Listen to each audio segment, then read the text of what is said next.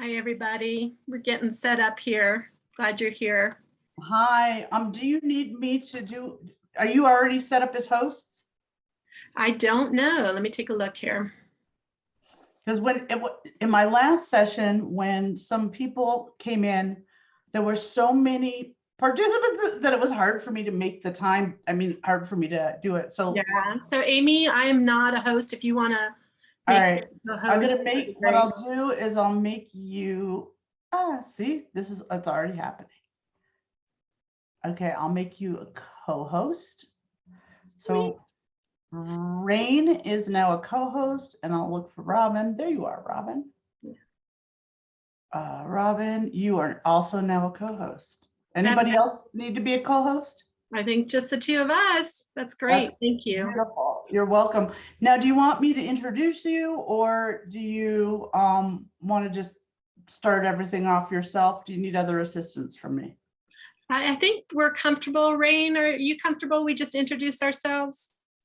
Yes. Perfect. Okay. I'll take myself off video. All right. And I have to update my picture because that is an older picture of me, but I'm here if you need me. Okay. I'm eating my lunch because I had to run out and it was like, woo. Enjoy. Thank you.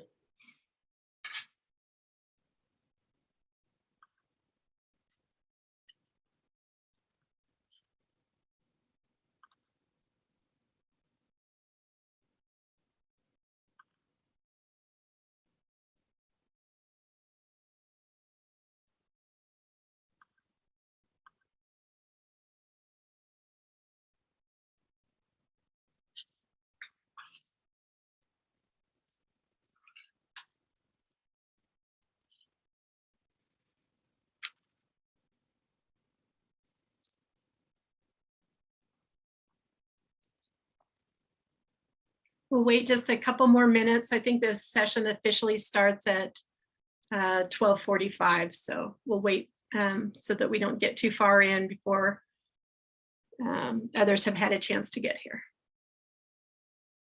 Now, did you change the name of the title? Probably. Yeah. Okay. Yeah. That's all right. I just want to make sure I was in the right session. Yes, it's in the ballpark. So it's in the ballpark. Yeah.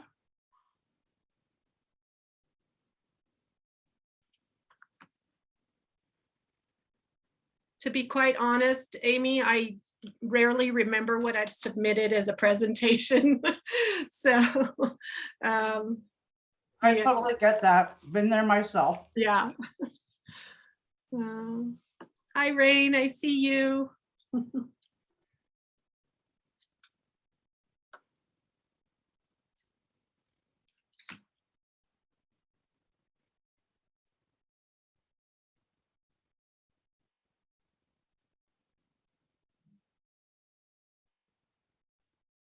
All right, my phone says it's officially 12:45. So my name is Robin Schofield. I am Director of High Impact Practices and English faculty at Pikes Peak Community College.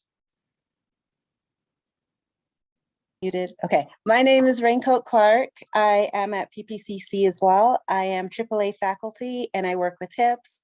I focus on global diversity learning and cultural relevancy.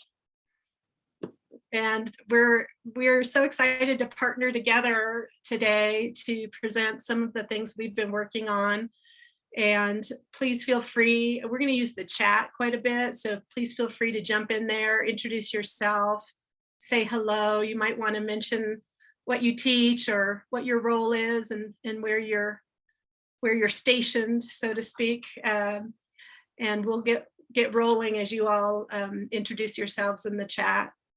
So we're going to talk about cultural relevance in high impact practices today, and also metacognitive reflection. And so I think we'll begin with our workshop goals. So our workshop goals are to understand what high impact practices are and why we prioritize this pedagogy. Also to explore culturally relevant aspects of HIPS. We really want to be able to describe what reflective thinking is as it pertains to HIPS, analyze how reflection works in the learning process, develop a culturally relevant and reflective activity to use in classes, because it's great to say in theory, but we actually want to have something that we can use. And then also ask you, what are your goals for this workshop? And please share in the chat. Yeah, I'm in the chat right now and I see everybody's kind of starting to introduce themselves. And so we do have a lot going on here today, right, Raine? Yes, we do. We're going to cover a lot of territory. And so as you're digesting what our goals are here today, you might just put in the chat the area that you're kind of most interested in today. So is it understanding high impact practices? Is it that culturally relevant piece that you're looking for? Or is it just simply some practical ideas on metacognition and reflective activities? So we'd love to know just some of the things that you're interested in. Oh, hi, Megan, new culturally relevant HIP coordinator. Woo! Welcome. Yeah, so the culturally relevant piece, I'm hearing that as interested in metacognition, reflection, metacognitive activities. Great, great. It's really good to know what your goals are here today so that we can be aware. So thank you. I have no goals, Deidre. Well, we're going to jump in then. Thank you for that.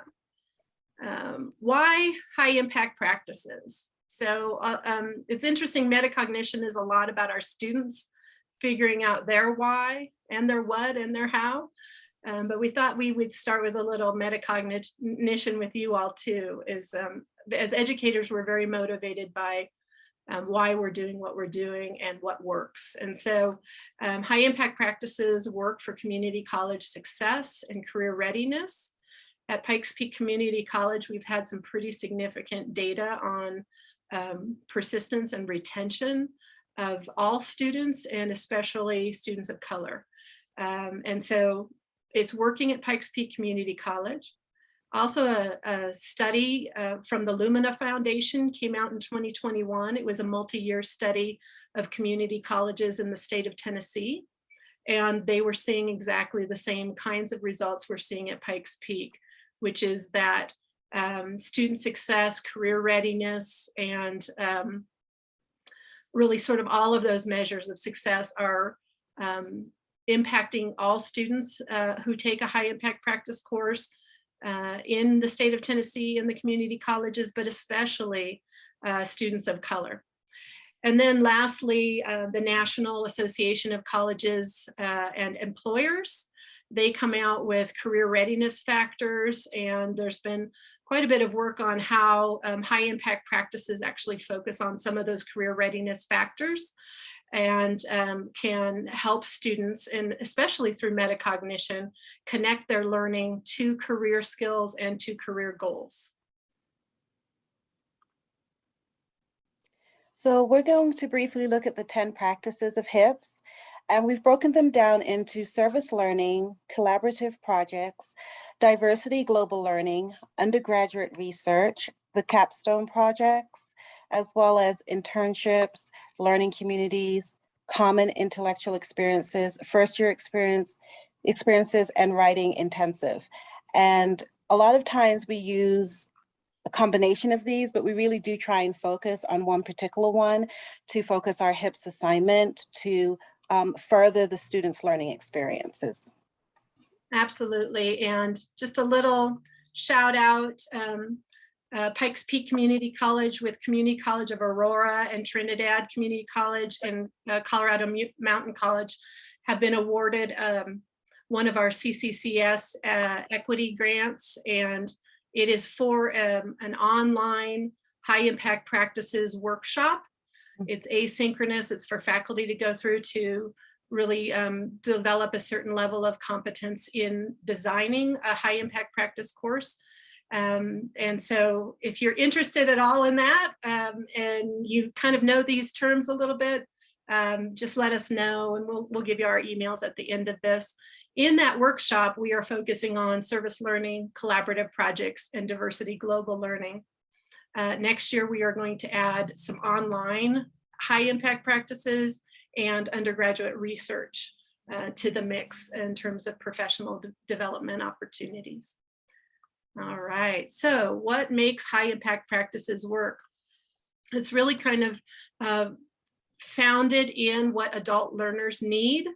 And so it's challenge, time, interaction, diversity, feedback, reflection, real world application, and a public demonstration of competence.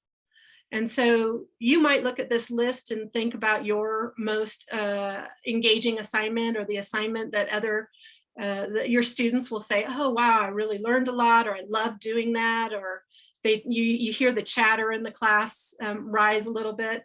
And you might go through this list and say, oh yeah, they're doing it because of challenge, or they're having that reaction because of challenge.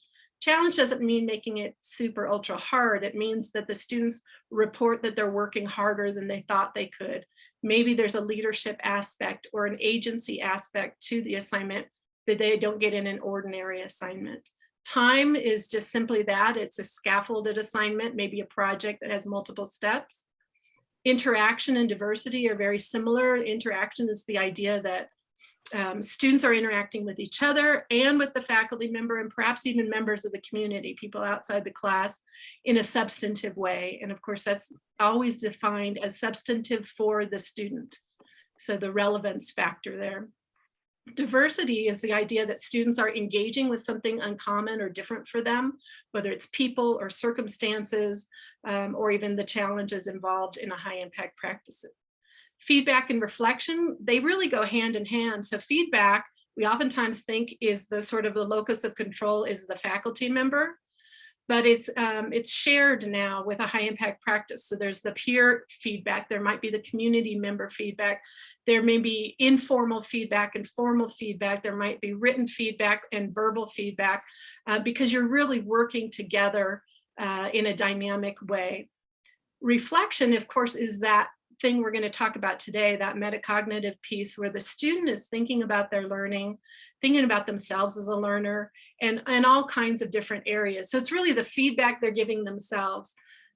This particular element of high impact practices, we think, Raine and I think, is really foundational, and it's also an opportunity to increase the cultural relevance of our courses. And then real world is the idea that there would be some sort of thing the student does outside the classroom where they're engaging with something that they're really trying to accomplish outside. Public demonstration of competence is a very similar thing, where they would not just be writing a paper for a teacher, but they would be working on something that has a public element to it. And we at Pikes Peak, we've created a lot of sort of public forums. We just held the Colorado Springs Undergraduate Research Forum at our campus, which is a partnership between the institutions of higher learning in Colorado Springs. So that's one way. Another way we've done is simply use our online newspaper to have students publish what they're learning in the classroom. So there's lots of ways to go with that. That's not our topic today, but you can always follow up with us if you have questions. And there we go. Okay, so now we're going to talk about the culturally relevant HIPs. So we always challenged our students to think outside the box.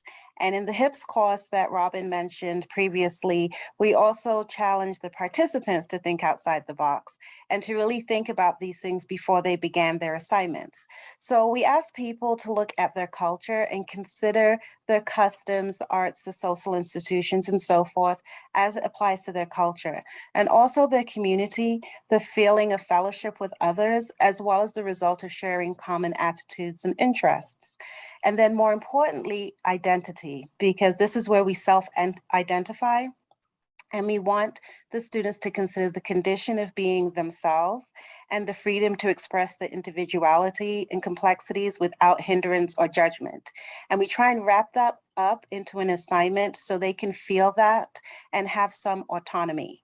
So in the chat, could you please share something about your culture, your community, or your identity?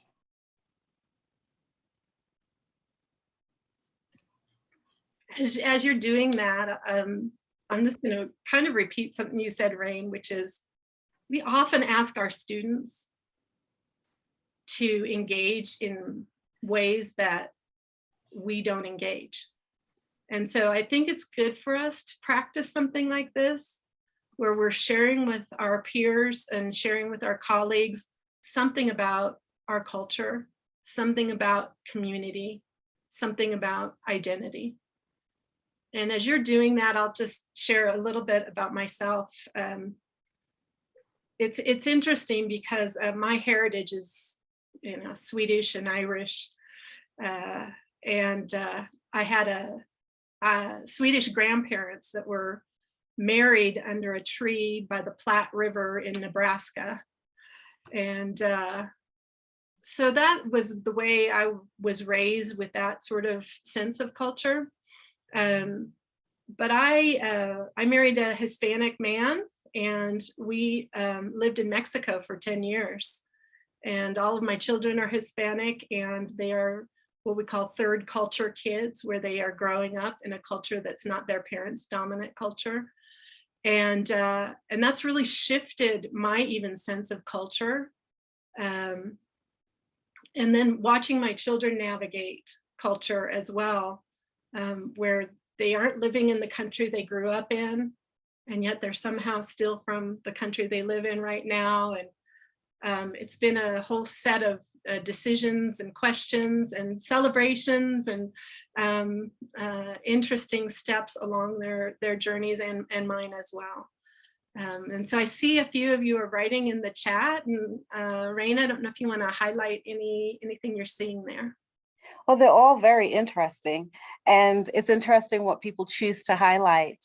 I have Midwesterner, new mom, feminist. I have community, familia, Amistad, identity, Hispanic culture, food, white, non-binary, queer culture, culturally Jewish. I mean, I like the connection that we're making, not only with our ethnicity, our culture, but just everything about us. And that's so important to get across to the students, because a lot of times they limit themselves to race and gender. And we're so much more than that.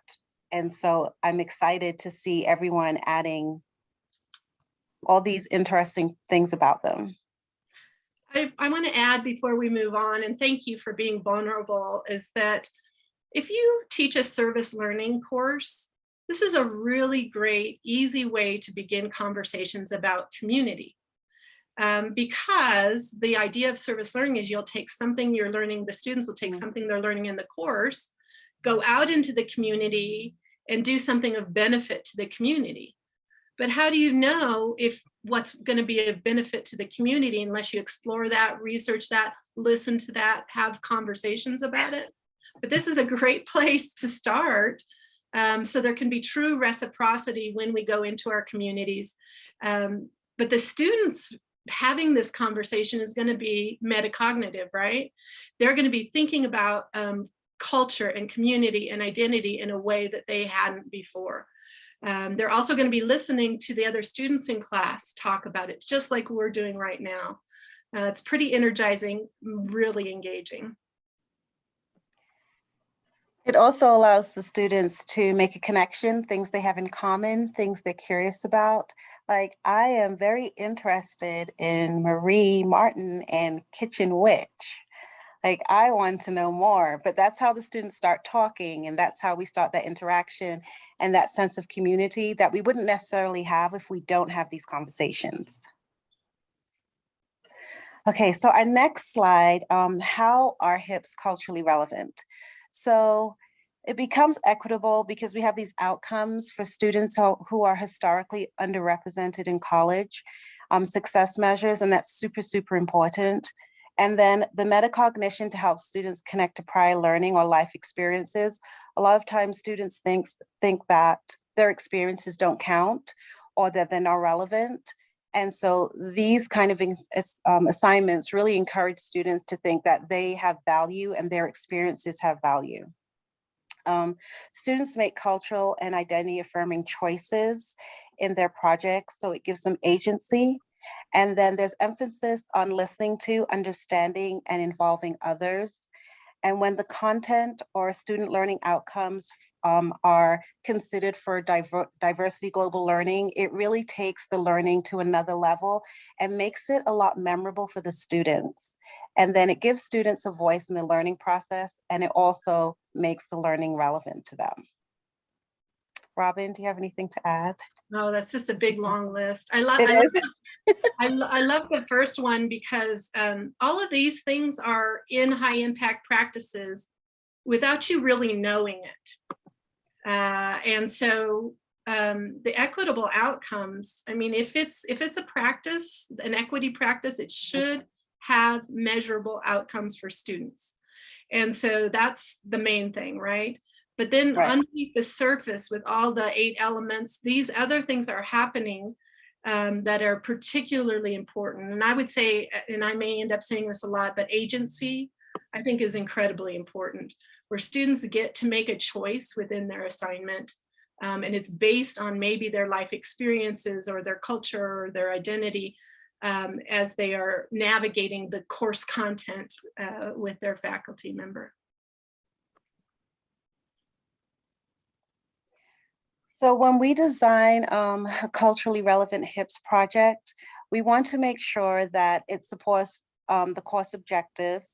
It empowers the students to make the assignment more relevant to their culture. It has a lot of interaction on the process while building community with a diverse group of students. We incorporate aspects of YASO's community of cultural wealth, and we reflect that centers on validates and racially minoritized students' own cultures.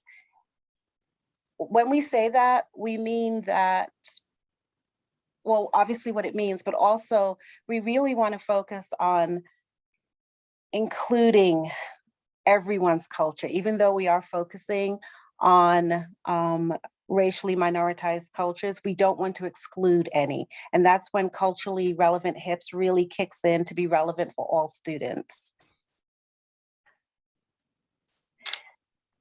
Oops. Absolutely. And so reflection that centers and validates racially minoritized students' own cultures. That brings up, I think, what we're going to talk about next. There was a research done on high impact practices where the students participating in a number of high impact practices were interviewed. And it was interesting to see what the racially minoritized students had to say about their experience. For the most part, they felt like their experiences were really positive. They felt more engaged, they were enjoying what they did, but they also ran into some barriers as well. And my favorite part of the research is what Raine is going to share right now. So they found out that they really appreciated making the difference for others, and they wanted the opportunity to help others and collaborate with students and communities. And they also felt that the students wanted to make choices with the HIPS projects. They represent experiences in the learning process, and then achievements were transferable, memorable, and relevant. And it's important to note that these students had different outcomes from other students, but we learned new things that we could add to the HIPS outcomes. And also we could also try and make the students, I guess, give them more agency, like Robin had said. And we're really working towards that to make sure the students have those opportunities to meet that agency for themselves. Yeah, absolutely. And I will bring up one of the negatives that came up, which was the issue of time. Mm-hmm. And I think that as community college educators, we're always up against that, right? How do our students who are caregivers, who work a couple jobs, who are dealing with a lot of life outside the classroom, how do we get their time on task? And so I'm excited with Raine and with our team at Pikes Peak, and actually with the functional group statewide, we're going to be looking at these elements of high impact practices a little more deeply.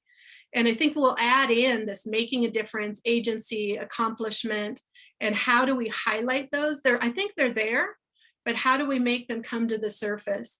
And then how do we deal with an issue like time for community college students? So one of the ways that we can apply all of the things that we're talking about is through an assignment like this assignment. It's called a Smarty assignment, and it's where students work on goals. So we accomplish several things with this. We're considering their time. So we're asking them to think about working on something that they had planned to work on or that they're currently working on. So they're not doing anything extra. And the way the worksheet's broken down, it has them break the goals down into something specific, measurable, achievable, relevance, time, implementation, and effectiveness. So the student gets to choose the goal that they want to work on. So that adds the cultural relevancy aspect to it. And because in class we talk about goals and things that they can work on, they have some background, but they always have to check because sometimes you get some really interesting goals.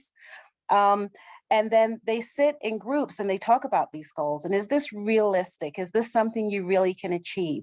And it doesn't matter if they cannot achieve it within the time span of the assignment, because they can break it down into sections and then they continue working on it after the assignment if they choose to.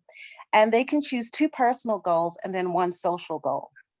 The social goal is usually where the students have the most fun. And it can be something ranging from calling a grandparent, doing something that they wouldn't normally do. I've had students reach out to their former battle buddies. I've had students go on hikes and pick up garbage on trail. And they're doing things that are interesting to them. And I even had a student decide that they wanted to recycle, and due to their recycle clothes. And due to their research, they found out that we shouldn't take our clothes to Goodwill or any of the places that resell them, but we should take them to H&M of all places, because they have a recycling project and they recycle 99% of the clothes that we submit. And so his project was deciding to collect clothes and take them to H&M. So these are all culturally relevant things that the students can do, and they're meaningful. And they almost do the work without encouragement because they're invested in the assignment. And it's worked out really well for the couple of semesters that I've done it. And it really highlights the students' interests and their motivation. And they're always willing to share and teach the other students about their experiences and what they researched and how they felt about the assignment. I love this too. And you can see all the metacognitive questions where they have to think a little bit about their process. They have to think about what's important to them. I could see any discipline maybe shifting the questions just a little bit for some application. And I will say this is such a good picture of the social emotional element of high impact practices, that interaction piece, that diversity piece. One of the reasons that this is really impactful for students is that it taps into the social emotional, into the sense of belonging and so on. So thanks for the example, Raine. I really appreciate that. And we're moving on. Now we're going to talk a little more directly about metacognition. And many of you, I'm guessing, when we start talking about this, will start thinking about ways that you're already doing this in class. And so I'm going to ask you that question after I'm done with this slide, but if you wouldn't mind sharing anything you're already doing along the lines of metacognition in your classes in the chat, I'd love to hear it. So metacognition helps students connect with prior learning and life experiences. And what is it? It involves a critical awareness of your thinking and learning and your process as a thinker and a learner. And I wrote this little phrase, I think this is the easiest way to think about metacognition.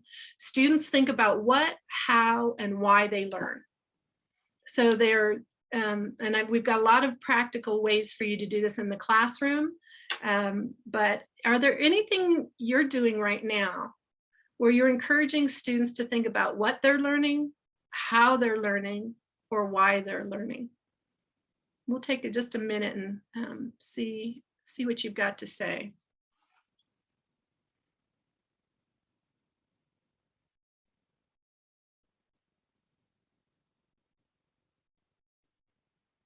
Love it. We've got a great group here. It's going so fast in the chat, I can't even read.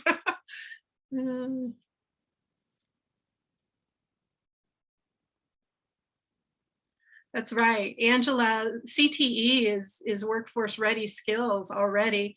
We met one time with our criminal justice department, and we were talking with them about high impact practices, and we asked, what's your most engaging assignment? And they said, oh, the ride along, and that is kind of interesting, right? Something different, something very interactive, real world, public, all of those things that CTE is so ingrained in CTE.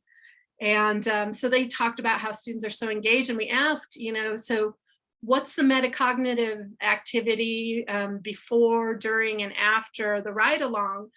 And it was interesting because they said, you know what, we don't do a lot of that. And so that was a way of saying, okay, we're CTE, we've got a great thing, but maybe metacognition will be the piece that really cements the learning, that kind of brings it full circle. And so that can happen, just very informally in the class, where you're asking students what they're learning. It can be just putting them in groups and they're talking to each other. But a lot of you have some very specific metacognitive assignments and ideas here. So thank you for that. And we'll keep the chat. And by the way, someone asked me if the PowerPoint will be available later. Yes. We'll also have some links to some of our sources. And so if you don't mind, we will probably share some of your ideas also when we share out our PowerPoint. So thank you for that. All right, to get a little more specific, students, what are students reflecting on? They are reflecting on course content. They're reflecting on skills beyond the course content. They're exploring new ideas, and they're also reflecting on the social emotional aspect of learning. Course content, a lot of us might be in this category of activities that we either want to do or have been doing. I had to look at the time, make sure I got all engrossed in what we're doing.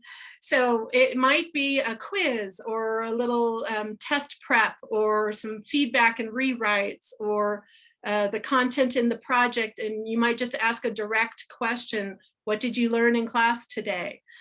Those kinds of things. It's really good when we ask students those sorts of things to give them an opportunity to work with that process again afterwards. And I did want to share just briefly some research around metacognition in science courses. There's a 3-year study done where I guess the exams were pretty regular. They were similar exams across every course.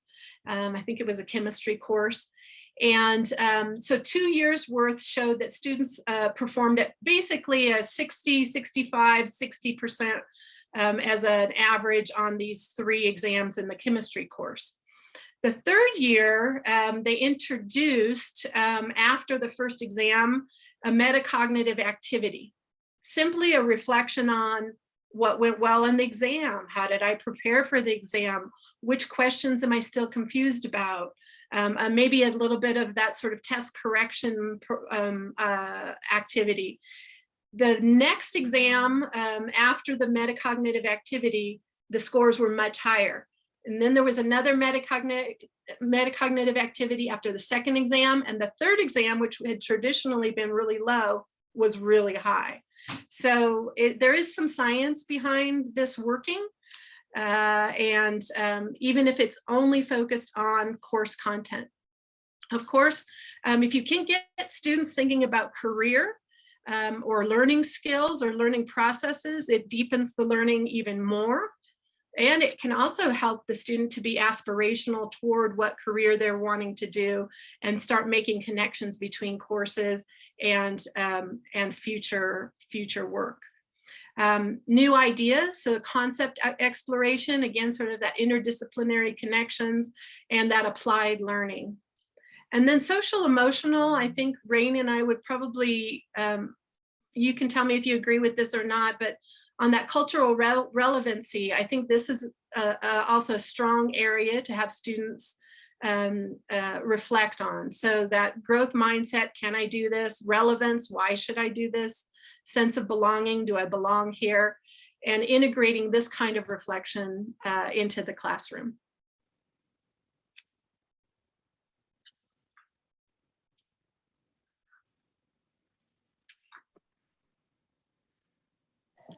Okay, so what does this do for our students? So it builds intrinsic motivation. Students may discover their why. It definitely deepens engagement. It improves comprehension. It inspires career goals. Students imagine themselves working in their chosen profession. They imagine things that they didn't think they could do before when they do a lot of these different HIPS assignments. Definitely increases their sense of belonging, and they experience this because they're making connections that they typically don't make in a lot of their other classes, and it helps them connect to their peers, and they know that their teachers care, and it helps them to achieve their academic and social goals. And it does definitely build trust through culturally relevant connections. When we ask our students, going back to sharing our culture and our community, when we share that with our students, sometimes we make connections with them. I know that I've made connections with some of my students sharing things, and it really helps build a bridge and makes a better student-teacher relationship. So all around, this is really beneficial for our students. Thanks, Raine. Okay, we only have 3 slides left. And these are the practical application. These are some ideas, things you might pick up and use. And so we'll be really interested at the very end here to hear if there's something you've learned, if there's something you might be using soon. So one way of reflecting in the classroom is to preview and forecast. So students think ahead. They consider where they are going with the assignment or the concept, what they're doing, maybe the steps of the assignment, and why. Why is it important? Have students discuss the journey they are on and maybe make it a connection to the assignment or the learning or a learning objective in the class. Have students reflect on their goals for the day. Oftentimes we come in and we're talking about this today. If we can take a quick moment where they're going to jot down on a piece of paper, what's your goal for the day? And some of them might write just to stay awake. But it's good for the students to be engaged in that way. And actually in neuroscience, it's good for them to do something different than what they expect. It puts them on a different rail in terms of their attention and their energy. And so these kinds of questions, you can change them up, but it's very good for students to be actually answering questions or engaged in an activity in that way. Make predictions on the course content. What do you think will happen? A little bit of a mystery kind of thing. And then having students start a test with questions about the test and content. That's a really great way to get rid of some of the test anxiety. Is to engage them and say, what are you thinking? What are you worried about? What is there some content piece before we start with the test that you want to ask about? So that's preview and forecast. Practice, lots of practice is the idea of ungraded practice and scaffolded steps. And so here's some scaffolded steps here, having a hard time with that word. Do the assignment, review the work, apply feedback to improve learning, and tell what you've learned. So that's just a very basic sort of scaffolded way of going about it. But I did want to ask Raine, when we were talking about doing the assignment, we were trying to envision each of these with sort of that culturally relevant lens. And you brought up a couple things around group work and interdependence and asking for help when we were talking about doing the assignment. I wonder if you could share a little bit of that. So I think a lot of us come from the lens of our experiences. So sometimes we have to step outside of that, and doing group work, sometimes culturally, that's awkward for some students, whether it be anxiety or literally just not asking for help. In class, we talk about interdependence, and for them, culturally asking for help is almost morally wrong for them. So working in groups is something that some people are resistant to. And just as an instructor, we have to recognize that and try and work around that and give them a different mindset and rephrase that thought for them so it's more acceptable for them. Also, we found that some people, as we know, kind of take over the groups and they become very bossy, and then the quiet student doesn't get a voice. And so, but a lot of that has to do with cultural relevancy and what they're used to.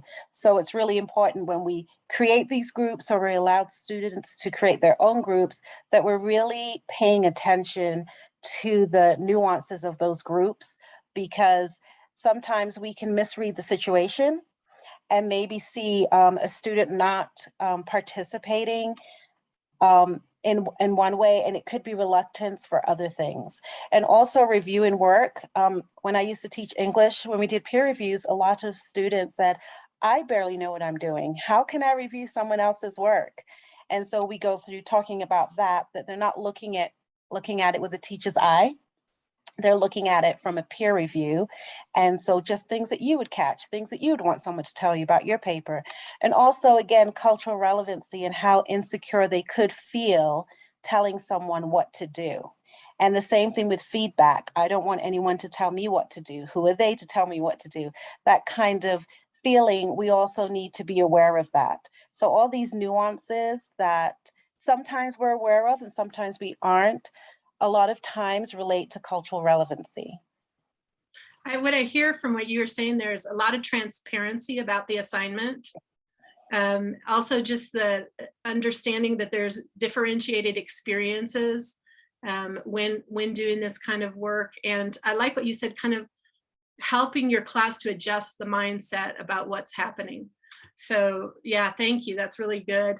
Another way to get a lot of practice is, of course, peer instruction. Eric Mazur, I think he's physicist out of Harvard, has a whole peer instruction pedagogy, but it is essentially have your students present the material, that flipped classroom. Again, that might look very different for each student from their culture, from their lived experience on how that could be enacted. I have one colleague who has a classroom reporter. And so it's not as upfront, but they're kind of responsible for the notes for the day. So if anybody's absent, they contact the classroom reporter. And so it does create a little bit of that engagement peer to peer, and gives the students lots of practice. We all know that if you're trying to teach someone something that you're learning, you actually learn it really, really much better. So, all right, so continued. Another metacognitive activity you can have is simply a learning check. Ask students specifically what they've learned in class, ask students what transferable skills they might add to a resume. Reading checks, quizzing, exit tickets. Sometimes I'll take the exit ticket kind of thing, and I'll ask the class for maybe a couple of them permission to share. And if they don't want to share what they wrote, that's fine, but I'll give feedback on course content based on that exit ticket. And that's just that little question is, what did you learn in class today? Or you might ask, what was the muddiest point, the most difficult, most confusing point today? And then I'll create the next lesson in class based on their feedback so that they know their metacognition is actually helping to improve the learning in the course. And it's not just going to some trash, bucket somewhere, but it's actually acknowledged, and it feeds into that feedback loop again, which is a part of high impact practices. So ask about attitudes, relevancy, related emotions. Why might this be important to you? Are you worried about something? Those can be some learning checks as well. And it can really simply be, are you worried about something on the upcoming test? It doesn't have to be that generalized. Modeling is another one. The instructor reflects in front of students at key times, personal stories as well as process. You could also survey your students to convey care and connection. Again, discuss the results with class appropriately. Raine, can you give us a little guidance on that of what appropriately might look like or doesn't look like? Well, as far as the modeling, when we model, of course, we tell, stories for our students that they can relate. We've been in that situation. I remember how it was. This happened to me. When we're telling those stories and where our students sometimes give us feedback, and sometimes they kind of they forget they're in a college class, I would say. And so we want to make sure that our students, we have boundaries with the students when they relate, because a lot of these topics you can get really personal, and that can be troubling to not only the instructor, but the other students in the class. So we want to always make sure that what they're saying is appropriate. And then when we have feedback from them, we want to share that information appropriately too, and make sure we have their permission, or we let them know ahead of time that we're going to share this with other people. But it's just really important to make sure the students can come to us and say what they want to say.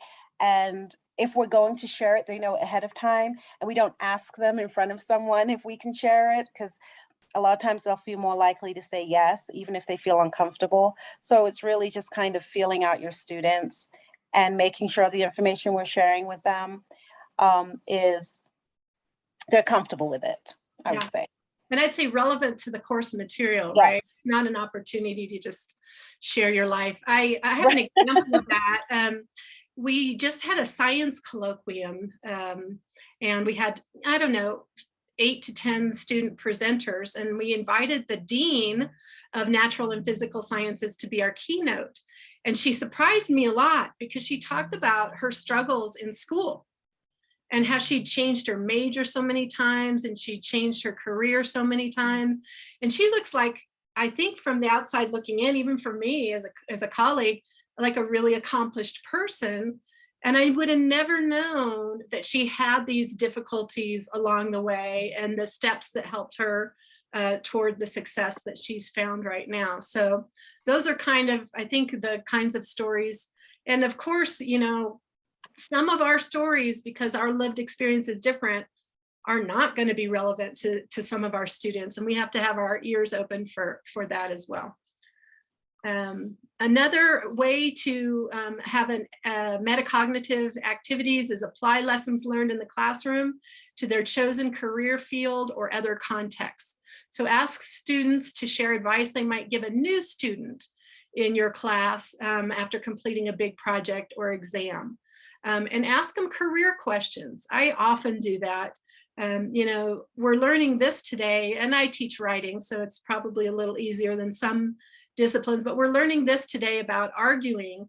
How in the world would you ever use this in your career? And some of my biggest conversations is when I can get my students talking to each other about their major, their career plans, what their questions are about where they're going. And then it ties back into, and they're prepared to talk about the course content and the relevance of it to their goals. And the last one we have here is self-assessment. Student becomes aware of their own learning and processes. So you can have some opening and essential questions, and you don't always have to get something back from the student. It can just be an opening question, an essential question, and you can leave it there. And you can have students talk in groups if you want, or they can write about it, or you can have a class discussion, but it can be lots of different forms. Annotations on reading is a great, if you do annotations that are like, what connections are you finding? I always have a column of annotations that's just like free association. Are you learning something in another class that sparks your mind? Is there something going on in your life that you're talking about, you know, that you want to connect to what you're reading? So that's another one. Accountability. This is what Raine has set up with her students, is to have student goals, plans, next steps. Reflect on success strategies. If I were teaching chemistry, I would surely show the graph of the students doing better after doing the reflective activities. That might be really engaging and really meaningful to some of the students in the class. And then where appropriate, and I'm going to ask Raine to share this a little bit, sharing self-assessments with other students in the class. So when we share the self-assessments, again, we have prior permission, but usually it illustrates growth. And so the student can say, well, I started here and now I'm here. And students usually find that inspiring, because a lot of times when they see students who are successful, they think they've always been successful. So helping them see that there's someone in their class and they're sharing their self-assessments, we're talking about it, and it usually talks from them coming, from a place of struggling with something or just not understanding and then feeling successful really is much more remarkable than me standing up in front of the class and talking about someone's success. And sometimes, don't you think by a certain point in the class, they've formed a sense of trust where sharing these assessments is a little bit of camaraderie? Yes, definitely. And students often volunteer information and say, oh, well, I did this and I'm doing this. So a lot of times it's like, I don't even have a role in the conversation, if that makes sense. Yeah, Sometimes it happens organically. right. And someone's asking about an example of a self-assessment tool. Well, And that so, brings us to our next our next slide, but go ahead, Raine, I'm sorry. well, I was going to say in AAA, we have an actual self-assessment that students take in the beginning of the semester and then after. But I've made self-assessment tools where I ask students how they feel about math class, how they feel about science class, how they feel about this and why. And then at the end of the semester, they talk about how it's changed and why. So it doesn't have to be my class, because I feel that I'm teaching them things that they can use in their other classes. But there are plenty of self-assessment tools that students can use, and usually at the beginning of the semester and then the end of the semester, and most of them have made improvements, and they're incredibly proud to share it with me and the other students. In English classes, it's as simple as having that sort of opening writing assignment that they did, and then looking at something they did at the end of the semester and writing about their growth. Right. That's an easy self-assess. Another one I will say, and this is me, you don't have to do this, but when students miss an assignment or miss a class or get behind in my classes, from the first day, I say, hey, self-advocacy is an incredibly important life skill and college skill.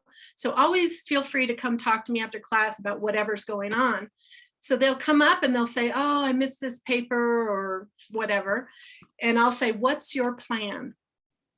And that's a really interesting self-assessment question, because they have to think about why they got in that situation, what they can do, what their schedule looks like, what they want out of this conversation. And then I have to be open to what their plan is, of course, but so it can be very organic, as you said before, Raine, the self-assessment piece. Well, we're almost there. We're bringing the plane in for a landing. We have 3 resources here for you. And we also have Raine's email. And then there's just the HIPS email at PPCC, which will get to me and the other co-director, Joelle Mbeko. But what we thought we'd do today is we would put these links in the chat for you. So I'm going to have to stop sharing for a second and go find these sources. I have them pulled up. And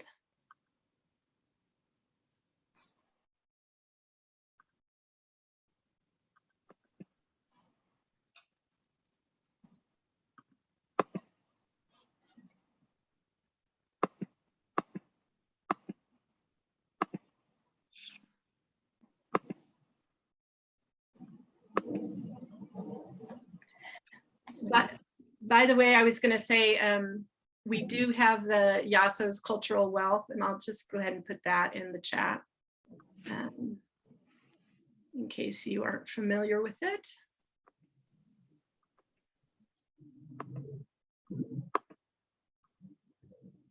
Robin, I can put some in there too. I have them pulled up as well. Oh, fabulous. That would be great. I'm going to put YASO's in there, and then Okay. you want I have the 40 reflection questions. Okay, that sounds great. Okay, yeah, not working for me anyway. So yeah, thank you, appreciate it. Yeah. All right, so the first one we've got here for you are 40 reflection questions. You can go through these and figure out what you want to use for your class, what's appropriate, what's not, reword them.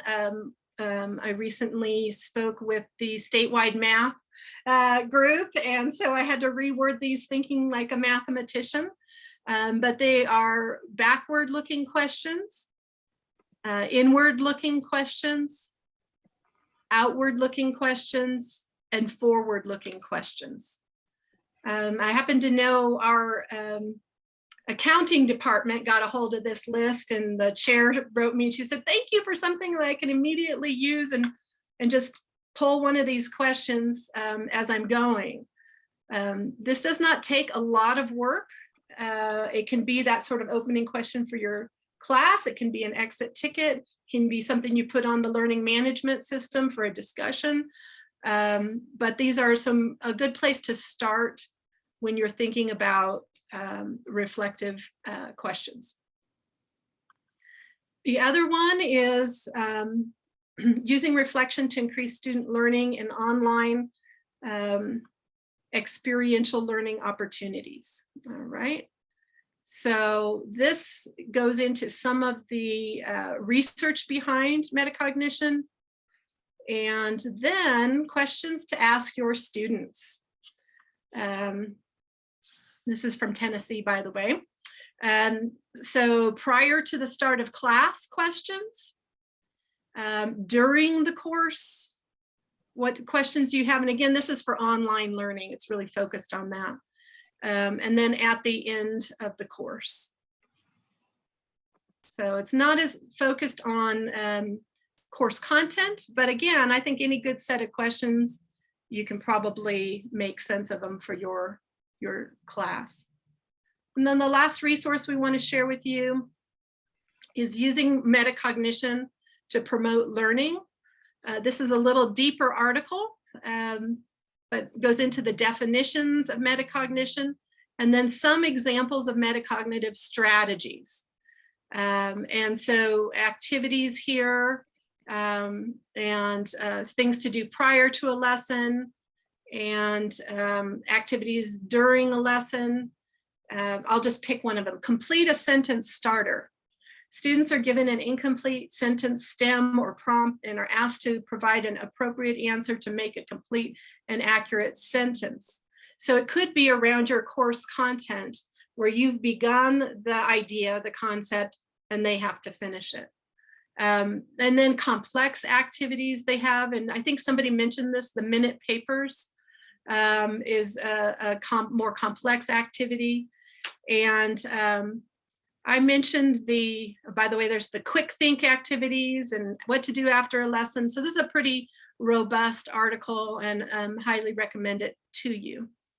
But I would also recommend this muddiest point, and I think Elsa made a comment about it, but it's such a brilliant kind of question, which is, what didn't make sense to you today? And you might get quite a diverse response from that, but it's oftentimes you'll see a trend, and then you can bring that into the next class. And then if there's somebody who's wants to share, they can maybe do a little bit of that peer instruction of why this is clear to me, why I am, what I did to make this clear. I've had students go up on the board and draw, sort of a concept map or draw out a concept in a way that I wouldn't have thought before. So that is our presentation, and I know we have 5 minutes left. So Raine, I don't know if there's anything in the chat that we want to take a look at, or if anybody has any questions. I think this would be a good time to put them in the chat.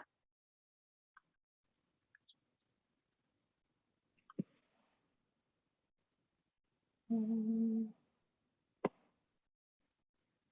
Deidre shared a great resource with us. Thank you.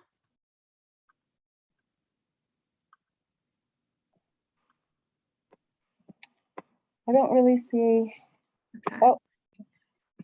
any questions. A lot of thank yous. I like that. Thank you. To go through. Yeah, thank you. This is great. Good resources, good conversation. Okay, I'm glad. And again, you've got our emails here if you have a follow-up question or want to stay in touch. And you should have those links now in the chat and additional ones. If you have any you want to share, Amy, can we share, save the chat from this? You know, the only way to save the chats are to do a Control-All, copy it into a Word document. That's Okay. how I typically do it. Okay.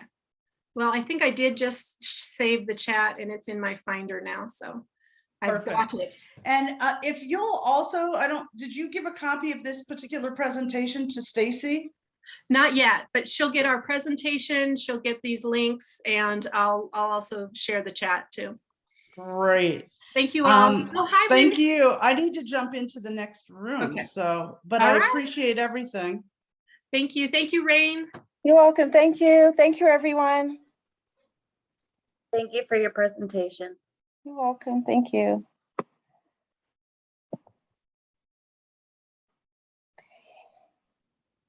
Robin, we did have a question. I don't know if the person's still there. Okay, what is it? It's curious if you get meta about metacognition, i.e. discussion, what the concept is with your students. Yeah, and I think that's part of the transparency, is to say to our students, the reason I ask these questions is that it's a really good process to think about why your education is important to you, what you're trying to accomplish, how you're going about it, to think about yourself as a thinker and learner. So yes, we get meta about meta.